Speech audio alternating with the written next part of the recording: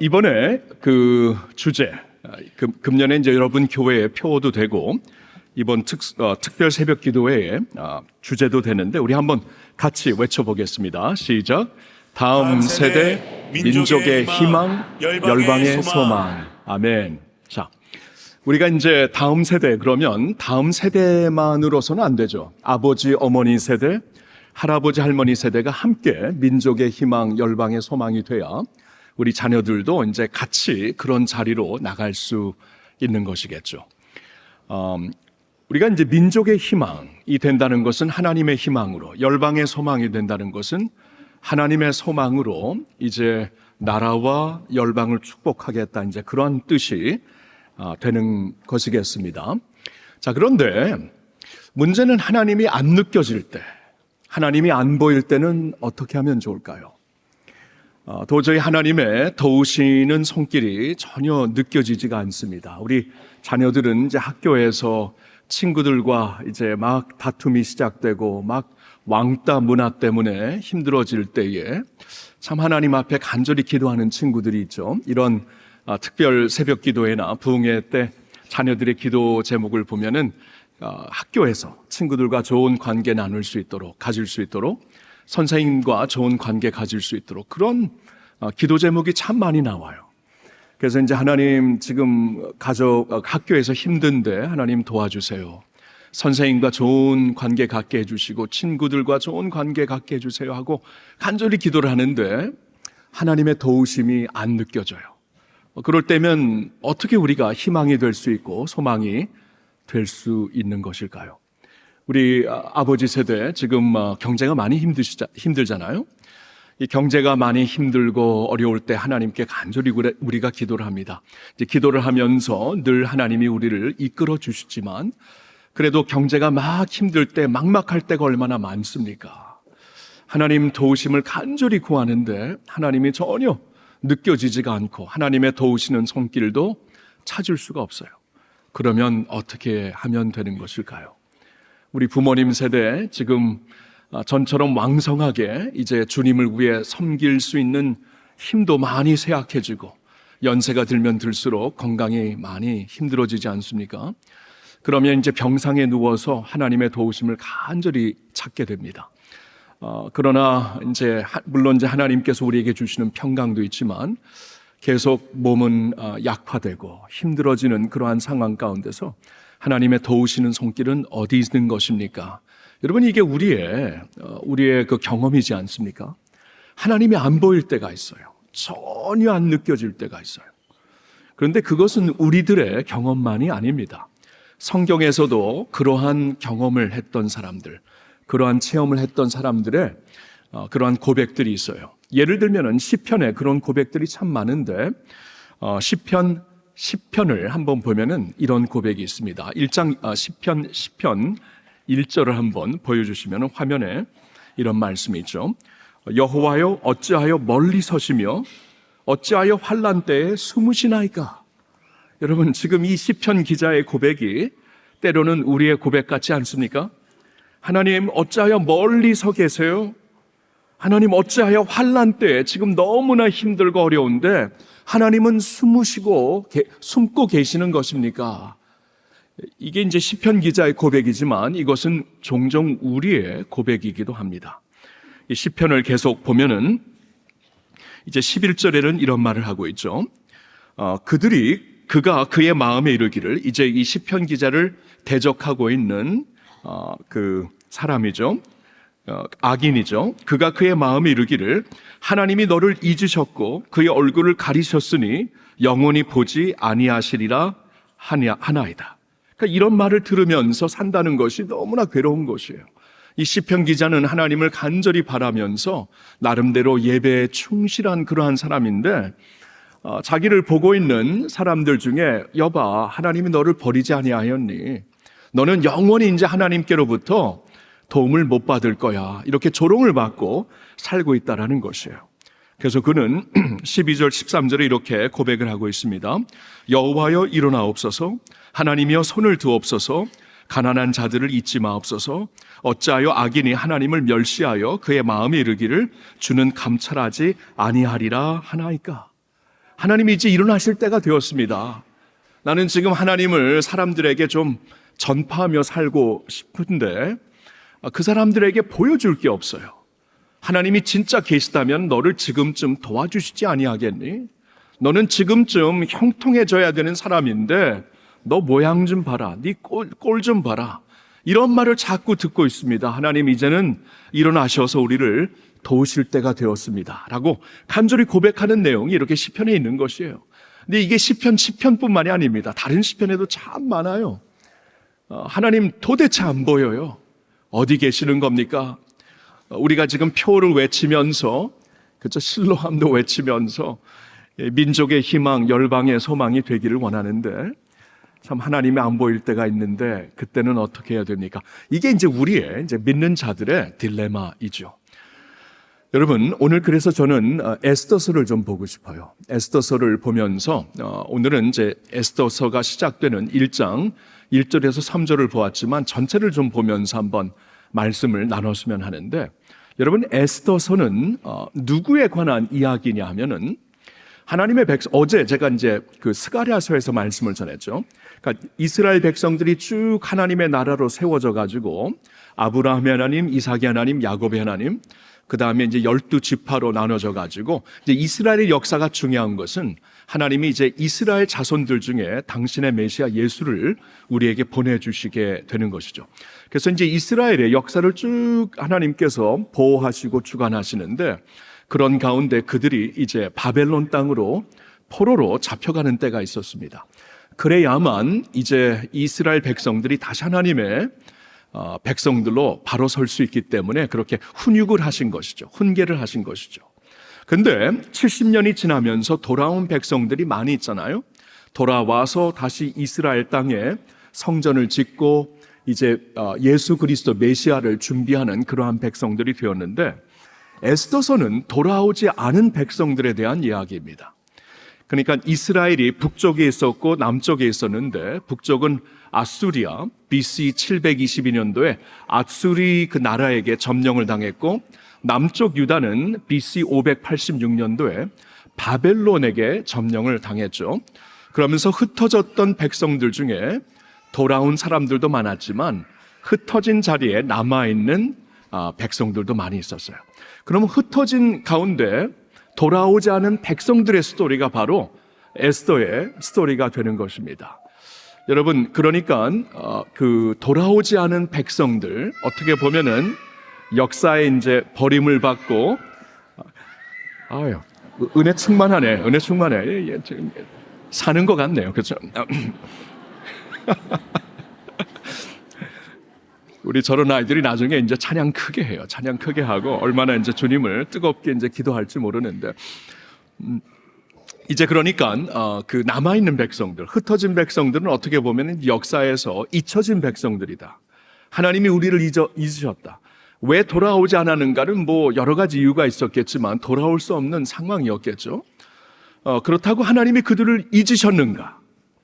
그 사람들을 그냥 하나님께서 이제 나 몰라, 너희들은 나의 역사에 상관이 없는 백성들이 하고 그들을 그냥 외면하셨는가? 그게 아니라는 것이에요. 하나님은 그런 백성들까지도 끝까지 이렇게 돌보셨다는 것이 이제 에스더서의 말씀이 되는 것입니다. 자, 그런데요, 에스더서가 시작이 되었을 때 이제 우리에게 보여주시는 이제 1장 1절에서 3절을 읽었는데, 거기서 이제 주시는 말씀이 그 에스더가 시작됐을 때 그 바벨론은 이미 이제 없어졌고 바벨론을 점령한 페르시아 나라, 페르시아 왕국이 완전히 그 지역을 지배하고 있었습니다. 페르시아 왕국이 대단한 왕국이었어요. 한번 이 지도를 보여주시면 페르시아 왕국에 아수에로라는 이제 왕이 그 왕권을 잡고 있을 때 저렇게 큰 나라였습니다. 여러분, 이게 어떻게 요새 이제 지도로 공부하는지 모르겠네, 아이들, 우리 학생들. 여기 보면은 여러분 오른쪽에는 북인도입니다.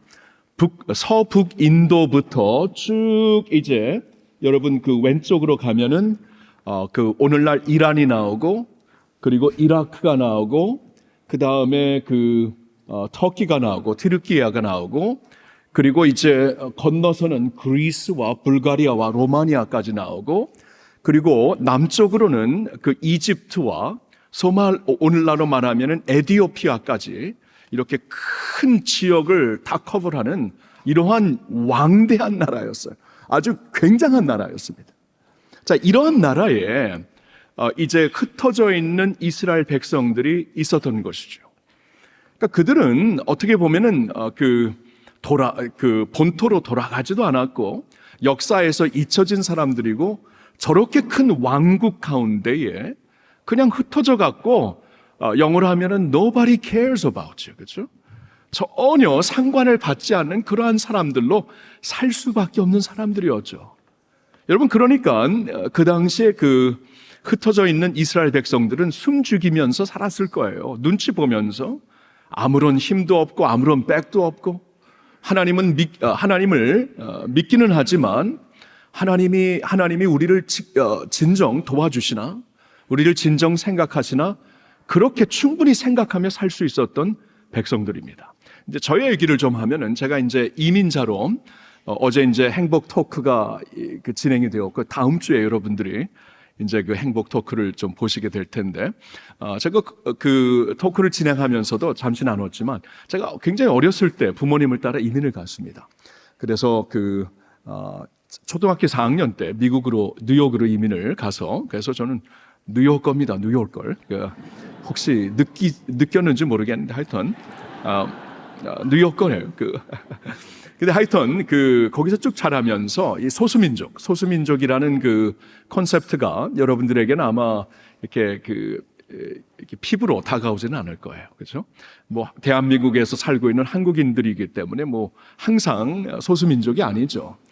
근데 이제 저는 어렸을 때부터 소수민족으로 자랐기 때문에 인종차별이라는 것도 받아봤고, 막 이제 동양인이라는 그 이유로 아이들한테 놀림도 받았고, 그렇기 때문에 이제 이민자들이 어떻게 보면은 숨죽이면서 사는 것을 알고 있어요. 이것은 뭐 우리들의 DNA 안에 있습니다. 예를 들어 갖고 우리 아버님이 처음 미국 가서 은행에 가셔서 이제 한 2,000불 정도를 저금을 하려고 하는데, 거기서 이제 일하는 사람이 좀 나쁜 마음을 가지고 $2,000를 저금하려고 하는데, $1,000만 저금한 걸로 이렇게 기록해 놓고 나머지 1,000불은 자신이 갖는 것을 아버지 앞에서 그냥 하셨다는 거예요.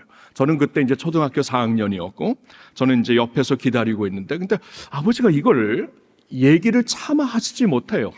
왜냐하면 이제 언어가 딸리기 때문에. 그러면서 그래도 막 이게 잘못됐다고 하는데, 뒤에서 매니저가 와가지고 완전히 일하는 직원 편을 드는 것이에요. 그러면서 아버지를 막 당신이 잘못한 것이라고 밀어내는데, 아무런 말씀도 못하고 그냥 나오셔야 되는 아버님의 모습을 보면서, 야, 이거 이민자의 서러움, 제가 그냥 한 가지 예를 드는데, 그러면서도 뭐 이걸 가지고 트러블을 만들고 뭐 경찰을 부르고, 그때까지만 해도 이민자들에게 그러한 여유가 없었어요. 그리고 그러한 인권에 대해서 알지도 못했고, 그러니까 저희 아버님 이제 어렸지만 아버님을 보면서 너무나 민망하더라고요. 자신이 이렇게 말문이 막혀서 아무 말도 못하는 그러한 그러한 모습을 자식 앞에서 보이는 그 아버지의 마음이 어떻겠습니까? 그러니까 이게 이민자들의 아픔이에요. 여러분, 미국에 당당하게 이민을 가서 살면서도 이런 아픔이 있었는데, 이 당시에 흩어져 있는 그 유대 백성들이 이 강대국 이 정권 앞에서, 이 문화 앞에서 무슨 말을 할 수 있었겠어요? 하나님만 바라보면서 간절한 마음으로 기도하며 살았겠죠. 그러나 그들 삶에서는 하나님이 멀리 느껴지기만 하는 그러한 상황이 굉장히 많았을 것입니다. 자, 그러면서 아주 황당한 일이 벌어지기 시작합니다. 에스더스를 쭉 보면은 그 아수에로 왕이 2인자로 세운 사람이 있었어요. 그러니까 자신의 부하 중에, 신하들 중에 가장 높은 자로 올려준 자가 이제 하만이라는 자였죠. 근데 그 하만이라는 자가 이 앙심을 품고, 그 유대 백성들에게 앙심을 품고 그들을 완전히 그냥 몰살하려는 계획을 만듭니다. 여러분, 큰 나라에서 큰 나라에서 실질적으로 그 나라를 움직이는 자는 자들이더라고요. 그렇죠? 그러니까 왕, 황제는 전체 심볼이 되기 위해 너무나 바쁩니다. 2인자가 사실 모든 정권을 움직이는 자들인데 2인자인 하만이 그냥 완전히 악에 받쳐가지고 이 유다 백성들을 죽여버리겠다 하고 몰살하겠다는 계획을 만들고 이것을 왕에게 승낙을 받아버렸어요. 여러분, 이러한 상황 가운데 유다 백성들, 이스라엘 백성들에게는 무슨 소망이 있겠습니까? 무슨 희망이 있고 무슨 소망이 있겠어요? 지금 그러한 상황 가운데 에스더서가 시작이 되고 있습니다. 하나님이 안 보여요. 하나님 도대체 어디 계신 것입니까? 하나님 지금 이 환난 가운데 왜 우리를 돕지 아니하십니까? 여러분, 이러한 기도가 얼마나 간절하게 드려졌을까요? 그러한 상황 가운데 에스더서가 시작이 되고 있습니다. 자, 그런데 우리가 이제 에스더서를 한번 쭉 살펴보겠는데, 그러한 가운데 우리가 이제 알아야 될 것은 이것입니다. 하나님이 이렇게 드러나시지는 않지만 백그라운드에서, 안 보이는 배경에서 역사하시고 계시다. 우리의 눈에는 안 보이고 있지만 하나님의 영역에서, 안 보이는 영역에서 역사를 주관하시고 모든 상황을 지켜주시고 계시다. 이것이 이제 에스더서의 말씀이 되는 것이에요. 제가 어렸을 때 가족 사진을 보면은 아버지가 안 보입니다. 어머니하고 이제 그 아들 셋만 항상 이렇게 사진에 나와요. 프린트 사진에 나와 있어요. 그렇다고 아버지가 안 계신 것입니까? 아니죠. 아버지가 사진을 찍으시는 분이었죠. 사진을 찍으시는 분이니까 아버지는 사진 속에 안 보입니다. 그렇다고 아버지가 안 계신 건 아니죠. 바로 옆에 계십니다. 이스라엘 백성들 마음속에는 우리 조상들이 이집트에서 400년 넘게 종살이하고 있을 때 하나님이 들어오셔서 우리를 강한 팔로 인도해 주시지 않았습니까? 지금 하나님은 어디 계십니까? 우리 조상들이 40년 동안 광야 생활을 할 때 하나님은 모세를 보내주시고 여호수아를 보내주셔서 광야 생활에 부족함 없이 살게 하셨는데 하나님 지금 왜 우리는 이렇게 부족하게 살아야만 하는 것입니까? 나라를 세우셨을 때 하나님께서 백성들의 마음을 돌이키게 하기 위하여서 사무엘과 같은 선지자, 엘리야와 같은 선지자를 보내주셨는데, 제사장과 선지자를 보내주셨는데 오늘날 엘리야, 오늘날의 사무엘은 어디 있는 것입니까? 나라를 세워주셨을 때 우리에게 영광스러운 왕 다윗을 허락해 주셨는데 다윗과 같은 왕은 도대체 어디 있는 것입니까? 여러분, 충분히 이러한 그 질문이 있지 않았겠습니까? 그러한 가운데 에스더서의 그 역사가 우리에게 펼쳐지고 있는 것이에요.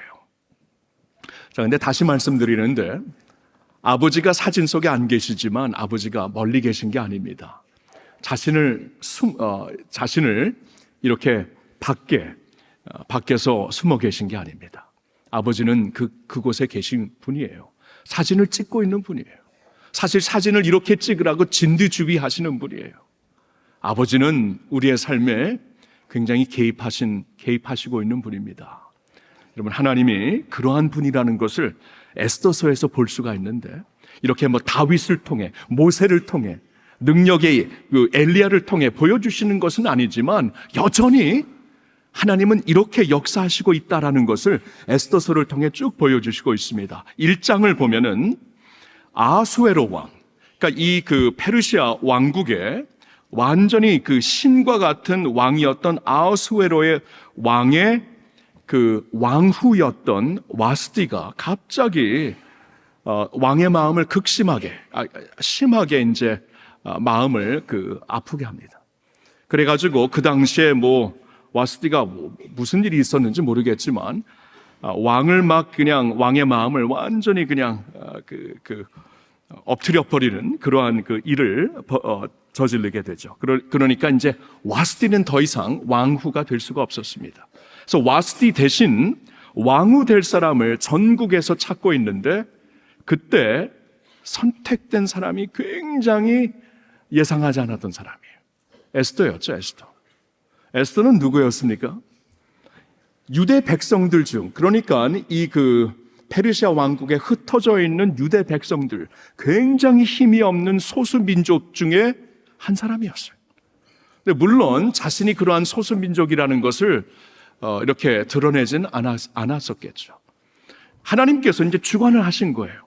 그 신하들의 마음을 이제 움직이셔가지고 수많은 여성들 중에 하필이면 에스더, 그죠? 하필이라는 말을 여기 쓸 수 없고 하나님의 섭리 가운데 에스더를 그들이 이제 보게 하시고 그로 하여금 와스드의 자리를 대신하게 합니다. 유다 백성 중에 한 여인, 그리고 그것도 고아로 자랐던 에스더가 왕후가 되는 것이에요. 이게 여러분 하나님이 하신 일이 아니었다라면 어떻게 설명이 되겠습니까? 제가 역사를 공부한 사람인데 이런 일이 있을 수가 없죠. 하나님이 전체를 진두지휘하신 것이죠.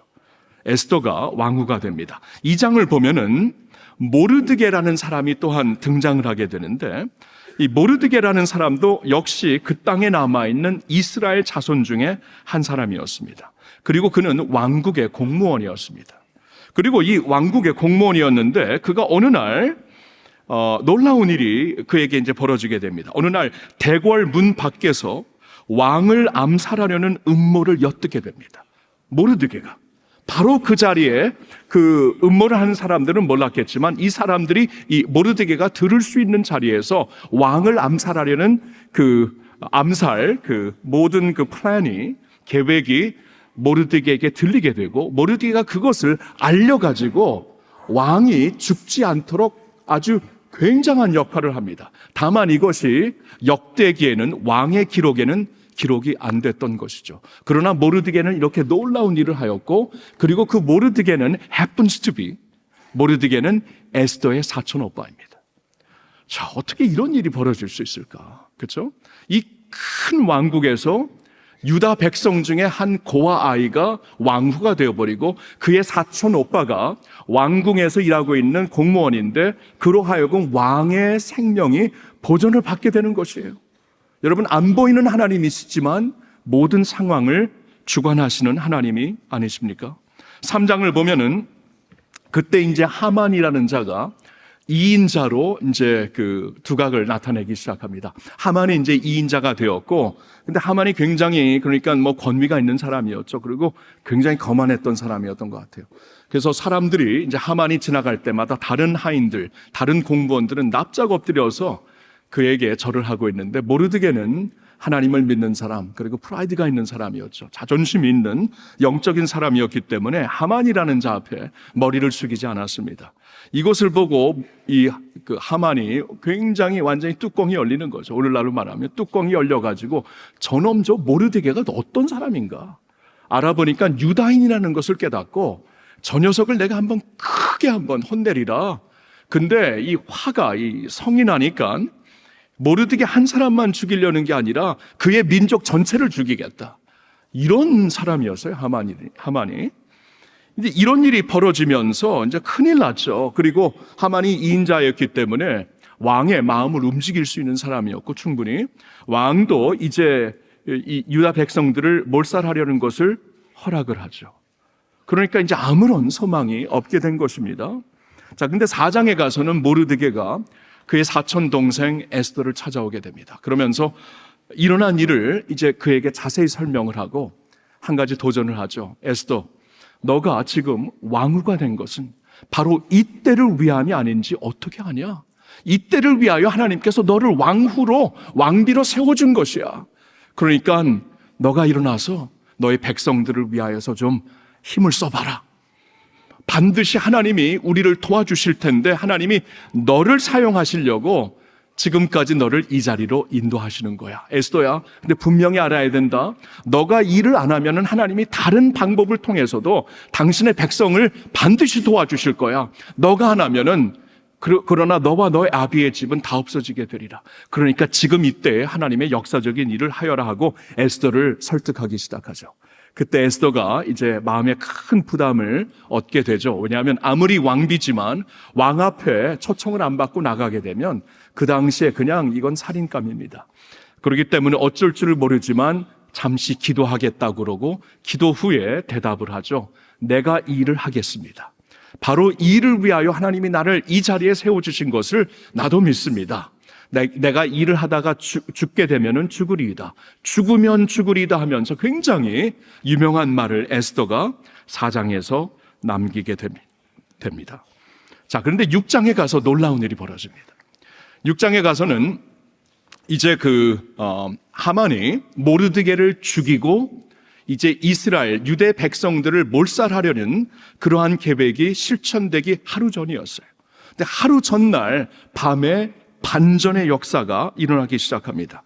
왜냐하면 그날 아수에로 왕이 잠을 못 이루어요. 잠을 못 이루어가지고 일어나가지고 이제 오늘날로 말하면 그 왕의 역사, 그 나라의 역사가 기록되어 있는 그 도서관에 가게 되죠. 도서관에 가서 거기에 이제 책임자에게 그냥 내가 잠을 못 이루겠으니까 역사 기록을 좀 갖고 와봐라. 요사이 우리 크리스천들이 잠을 못 이루면 성경을 읽지만 그 당시의 왕들은 역대기를 읽었나 봐요. 잠이 안 오니까 역대기라도 읽어야 되겠다 하면서 가져왔는데 happens to be 그에게 가져온 그 당시에 뭐 책이었겠어요? 뭐 컴퓨터였겠어요? 그냥 양의 피 아니면 소의 이 가죽 피에 적혀 있는 그 한 두루 마리를 갖고 와서 그에게 드렸겠죠. 왕에게 드렸겠죠. 그가 펴서 읽기 시작하는데 오래전에 모르드게가 자기를 암살하려는 이 사건을 알게 되어서 이것을 알려줘가지고 자신이 살게 된 것을 그때 보게 된 거예요. 아니, 오 마이 갓, 이런 일이 있었는가? 그렇죠? 어떻게 이런 암살 계획이 있었는데 모르드게라는 사람이 내 인생을 살려주었구나, 은인이구나, 내 인생에. 아니, 근데 어떻게 지금까지 아무도 이 말을 내게 안 했고 모르드게라는 사람을 이렇게 높여주지 못했는가? 내일이 되면은 모르드게를 높여주리라 하면서 왕이 마음을 갖게 됩니다. 그게 6장이에요. 그리고 7장에 가서는 에스더가 이제 왕과 이제 하만을 위해서 그 자리를 베풀죠. 자리를 베풀어 가지고 많이 이제 대접을 하면서 그때 이야기를 합니다. 이 왕이 이제 모르드게에 대해서 어떻게 모르드게가 이런 사람이었는데 나는 지금까지 알지 못해서 이 모르드게를 좀 높여줘야 되겠다 하고 왕이 자신의 마음을 이렇게 소통을 하는데 그때 이제 에스더가 알았죠. 이때 말해야 되겠다 하면서 그 모르드게를 죽이려는 사람이 있습니다. 아니, 누가 내 인생을 살려준 내 은혜를 죽이려고 하냐? 바로 하만입니다. 저 그때 그 하만의 모습을 막 얼마나 먹었겠어요. 이제 왕이 막 누구를 높여준다고 하니까 자신을 높여줄 줄 알고 막 먹으면서 입이 가득 찼을 때 갑자기 하만 이 사람입니다 했을 때 이게 그냥 확 나오지 않았겠어요. 이 드라마처럼 만화처럼 확 나오면서. 여러분, 이런 반전이 있었습니다. 그러면서 이제 모르드게를 죽이려는, 달아서 죽이려는 높은 나무에 왕이 완전히 이 하만을 거기다 매달려 죽게 하라 하면서 하만이 거기서 죽게 되고, 그리고 그 후에 왕이 칙령을 내리게 되죠. 이제 내 왕국에 있는 모든 유다 백성들은 너희들이 모든 사람들이 존중하게 여겨야 되는 백성들이다. 이 유다 백성들을 누구라도 괴롭히면은 내가 가만히 안 두겠다 하면서 왕의 명령이 내려지게 됩니다. 여러분, 이게 에스더의 스토리예요. 이게 에스더의 스토리예요. 배경은 너무나 처참했습니다. 숨 죽이고 살아야 되는 유다 백성들, 하나님이 옛날에 역사하셨던 모세를 통해, 엘리야를 통해, 사무엘을 통해, 다윗을 통해 역사하셨던 역사는 전혀 볼 수가 없습니다. 완전히 역사는 꼬이고 상황은 꼬여가지고 살 길이 아무런 살 길이 없이 보이는 그때였습니다. 근데 하나님이 그때 그들을 모른 채 하고 멀리 계셨나요? 하나님은 당신의 백성들을 버리신 것이었습니까? 아닙니다. 모든 상황을 주관하고 계시잖아요. 그렇죠? 이적과 기사는 안 보일지라도 모든 상황을 주관하시는 하나님, 모든 역사를 주관하시는 하나님, 심지어는 한 왕의 그 불면증까지도 역사하시어서 그날 역대기를 켜서 보게 하시는 그 페이지가 모르드게의 은총을 알게 하는 그러한 역사의 페이지가 아닙니까? 하나님께서 필요할 때 당신의 백성들을 여기저기 세워주셔가지고 한 사람은 왕후가 되게 하고 한 사람은 왕의 목숨을 건지는 공인이 되게 하고, 여러분, 이 모든 것이 우연일까요? 이 모든 것이 저절로 일어난 것입니까? 아닙니다. 하나님께서 진두지휘하신 일이다. 여러분, 이게 에스더의 스토리가 됩니다. 여러분의 삶은 결단코 버려진 삶이 아닙니다. 상황과 환경이 막막하게 보일지라도 하나님이 안 계신 것은 아닙니다. 하나님은 여러분의 삶에 개입하시고 그 삶에 아주 가까이 개입하시어서 여러분의 인생을 책임지시는 우리 하나님이 되시는 줄로 믿습니다. 아멘. 그러한 하나님이세요.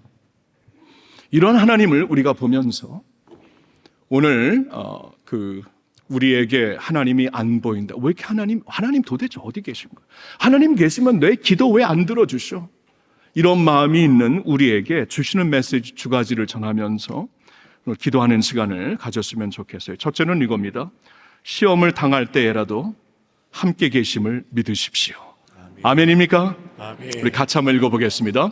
시험을 당할 때에라도 함께 계심을 믿으십시오. 예, 여러분, 시험은 우리에게 찾아옵니다. 시험까지도 막으시는 하나님은 아니십니다. 그런데 분명한 약속이 있습니다.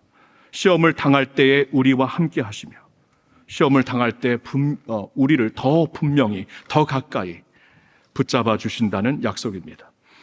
이사야 43장에서 제가 말씀을 좀 읽어볼게요. 야곱아, 너를 창조하신 여호와께서 지금 말씀하시느니라. 이스라엘아, 너를 지으신 이가 말씀하시느니라. 너는 두려워하지 말라. 성도님들, 너는 두려워하지 말라. 내가 너를 구속하였고 내가 너를 지명하여 불렀나니 너는 내 것이라. 들으셨나요? 너는 내 것이라. 너가 물 가운데로 지날 때에 내가 너와 함께 할 것이라.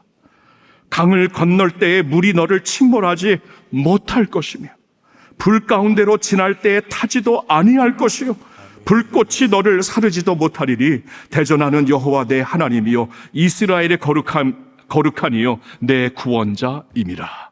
아멘. 성도 여러분, 여러분이 물 가운데로 지날 때 하나님이 함께 하십니다. 여러분이 불 가운데로 지날 때 하나님이 함께 하십니다. 아니, 아예 물 가운데 지나지 않도록 해주시지. 아니, 아예 불 가운데로 지나지 않도록 해주시지. 여러분, 그러지 않아요. 하나님은 때때로 우리에게 시험의 길을 허락하십니다. 물 가운데로 가는 것이 우리에게 유익할 때가 있어요. 불 가운데로 들어가야 우리가 정신 차리고 기도하고 주님 앞에 나올 때가 있어요. 그러니까 시험까지도 하나님은 우리에게서 거두어 가시는 분이 아닙니다. 시험은 허락하세요, 때때로. 그러나 약속이 있습니다. 그 시험 가운데 내가 너와 함께 하리라. 내가 너를 지명하여 불렀나니 너는 내 것이라. 하나님께서 내 것이라고 하는데 너는 내 자식이야. 너는 내 새끼야. 너는 내 자녀야. 하나님 아버지께서 자녀를 어떻게 버리실 수 있습니까? 너는 내 것이라고 했는데, 핏값으로 사셨는데, 우리 부모의 마음이 자녀를 절대로 버리지 못하는 이유는 핏값으로 샀기 때문에, 내 피가 그 안에 있기 때문에, 내 DNA가 그 안에 있기 때문에 자녀들을 버리지 못하는 것이 아닙니까? 하나님이 근데 그렇게 말씀하세요. 요한일서 3장 9절에 보니까 하나님의 씨가 네 안에 있다. 하나님의 DNA가 너 안에 있다. 그러니까 우리가 예수님을 믿는 그 순간 하나님의 씨가 우리 안에 심어진 것이에요. 하나님이 그래서 우리에게 말씀하십니다. 너는 내 것이야. 내가 절대로 너를 버리지 않아. 물 가운데로 내가 갈 수 있도록 가도록 허락할 때가 있어. 불 가운데로 가도록 허락할 때가 있어. 그러나 그 가운데서 내가 너를 지켜준다. 시험을 당할지라도 함께 계심을 꼭 믿으라는 것이에요. 저희 아내가 암투병 했을 때, 오래전입니다. 암투병 했을 때 밤이 되면은 그렇게 힘들다 그러더라고요. 여러분, 암 환자들 여기 계시나요? 우리 인터넷으로, 온라인으로 함께 하시는 분들 중에 암 환자들이면은 밤이 힘들지 않습니까? 모든 것이 이제 캄캄하고 자는 시간이 되었을 때 너무나 괴롭지 않습니까? 아내에게도 그런 괴로움이 있었어요. 밤이 되면 그렇게 괴로웠대요. 그런데 온 세상이 어두캄캄해진 그때에 이렇게 눈을 감으면은 완전히 그 어두움에 사로잡혀 있는데 자신이, 근데 항상 빛 한 줄기가 보였대요. 온 세상이 어두움에 갇혀 있었지만 빛 한 줄기는 항상 한 줄기는 보였고 그 빛을 향해 가보면은 그 빛은 하나님의 말씀이었대요. 하나님의 말씀으로 함께 하신다. 어두움 가운데 우리를 버리지 아니하시고 어두움 가운데 여러분들을 놔두지 아니하시고 고아처럼 놔두지 아니하시고 빛 한 줄기를 보내주시어서 그때그때 필요한 말씀을 보내주시어서 우리를 위로하시고 붙잡아 주시고 약속으로 우리에게 새 힘을 주시는 우리 하나님이 되시는 줄로 믿습니다. 아멘. 생명의 떡이라는 찬양이 있어요. 이 찬양 여러분 모를 겁니다. 왜냐하면 제 아내가 작사했기 때문에 여러분 몰라요. 우리 교인들만 아는데 이 찬양의 곡을 보면은 나의 두 손 피곤하여 힘을 잃고 내 무릎 연약하여 주저앉고 싶을 때 부드러운 주님의 음성 내게 말씀하시네. 내 너를 품에 안고 걸어가리라. 내 너를 등에 업고 날아가리라. 나를 먹고 마시거라. 내가 너를 살리리라. 나의 두 손 피곤하여 힘을 잃고 내 무릎 연약하여 주저앉고 싶을 때, 여러분 그럴 때 많지 않습니까? 부드러운 주님의 음성 내게 말씀하십니다. 분명히 말씀하십니다. 내가 너를 품에 안고 걸어가리라. 내가 너를 등에 업고 날아가리라. 너는 나를 먹고 나를 마셔라. 여러분 예수님이 이 세상에 오셔서 그런 말씀을 하시지 않습니까? 너는 나를 먹고 나를 마셔라. 내가 생명의 떡이다.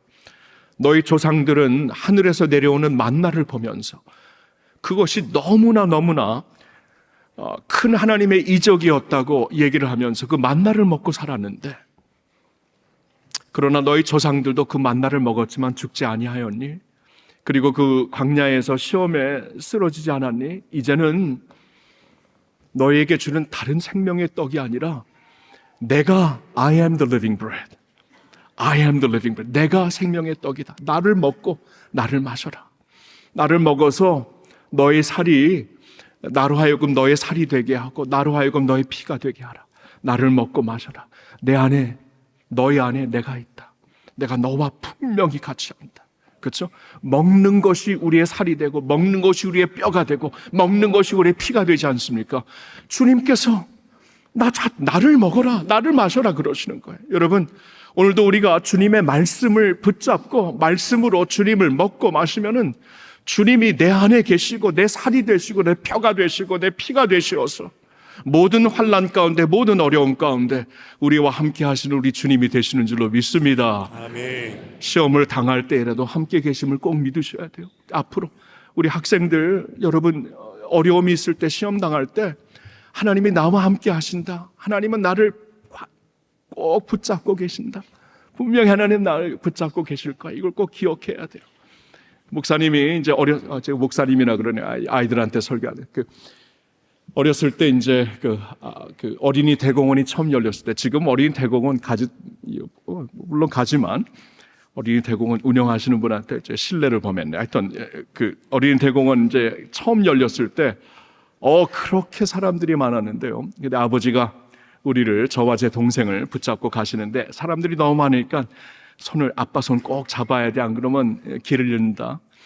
옛날에 이제 길을 잃으면은 뭐 할 수 없었어요. 요사이는 뭐 돕는 손길들이 많지만 그때는 전혀 없었거든요. 근데 이제 아빠의 손을 꼭 붙잡고 가는데 한참 가다 보니까 아빠의 손이 아닌 것 같아요. 그래서 올라 보니까 다른 아저씨예요. 다른 아저씨고 그 아저씨도 뭘 느꼈는지 내려다 보니까 자기 아들이 아니야. 그래서 서로 소리를 질렀습니다. 저도 소리 지르고 아저씨도 소리를 지르고. 여러분 그런데 아버지가 찾아오시더라고요. 여러분 그 많은 사람들, 그때는 뭐 돕는 사람들도 없었는데 길을 잃으면 어떡합니까? 아버지가 찾아오세요. 여러분 우리가 길을 잃으면 어떡할까요? 하나님이 찾아오시면 됩니다. 예수님이 찾아오시면 됩니다. 아멘. 시험을 당할지라도 주님이 함께 계심을 믿으시기를 축원합니다. 아멘. 그리고 한 가지만 더 말씀드릴게요. 때로는 넘어질지라도 최후 승리를 믿으십시오. 다 같이 때로는 넘어질지라도 최후 승리를 믿으십시오. 여러분 이 최후의 승리가 진짜 승리가 아닙니까? 이 이스라엘 백성들의 경우에는 전반에는 완전히 뒤지고 있었어요. 완전히 비참하게 지고 있었어요. 그러나 후반에 반전하고 있지 않습니까? 완전히 역전되는 스토리를 볼 수가 있습니다. 그래서 우린 그걸 알아야 돼요. 때로는 넘어질지라도 최후 마지막에 하나님이 우리에게 승리를 주시는 줄로 믿습니다. 그렇죠? 여러분, 요셉이라는 사람이 참 그 형통한 그 인물이 아닙니까? 형통을 우리에게 보여주는 인물. 근데 요셉의 스토리를 보면 참 어려움이 많고 아픔이 많았잖아요. 형들에게 배신을 당하고 그리고 막 누명을 쓰고 감옥에 가게 되고 그러한 요셉이었지만 그의 마지막이 참 아름다웠습니다. 근데 성경은 무엇을 우리에게 말씀하시냐 하면은 요셉의 그 과정을 우리에게 하이라이트 해주세요. 그러니까 최후가 처음에는 힘들고 최후는 아름다웠지만 과정을 우리에게 주목하게 하시면서 뭐라고 말씀하시는가? 요셉이 그런 가운데 하나님과 동행하였더라. 아니, 하나님이 그런 가운데 요셉과 동행하였더라. 그래서 요셉이 형통했더라. 형들에게 버림을 받고 이 타국의 종으로 팔려가는데 하나님이 요셉과 함께 하셨으니 요셉이 형통하였다. 요셉이 누명을 쓰고 감옥에 떨어지게 되었는데 하나님이 함께 하시니 그의 삶이 형통하였다. 성경에서 형통이라는 의미가 완전히 다릅니다. 형통이라는 개념이 세상에서 잘되고 성공하는 것, 이게 아니에요. 성경에서의 형통은 하나님과 함께 하는 것. 하나님이 나와 함께 하시는 것이 형통이다. 그렇죠? 하나님이 나와 함께 하시기 때문에 이 과정 속에서, 어려운 과정 속에서 하나님과 함께 걸으며 이 자체가 형통이고, 그러니까 최후의 결론은 승리일 수밖에 없다라는 것을 우리에게 말씀해 주시고 있는 것입니다. 로마서 8장 28절, 우리가 다 잘 아는 말씀 아닙니까? 그렇죠? 우리가 알거니와 하나님을 사랑하는 자, 곧 그의 뜻대로 부르심을 입은 자들에게는 모든 것을 합력하여 선을 이루시는 줄로 믿습니다. 아멘. 모든 것을 합력하여. 그러니까 그걸 믿어야 돼요. 때로는 넘어질지라도 최후 승리를 믿으시면서 나와 함께 하시는 하나님 주목하며 하나님과 동행할 수 있기를 예수님의 이름으로 축원합니다. 이것이 형통입니다. 이 믿음 강건하게 붙잡고, 믿음이라는 것은 하나님을 택하는 것이에요. I choose God. 믿음이라는 것은 I choose God. 이 상황 가운데서 나는 하나님을 추수합니다. 하나님을 택합니다.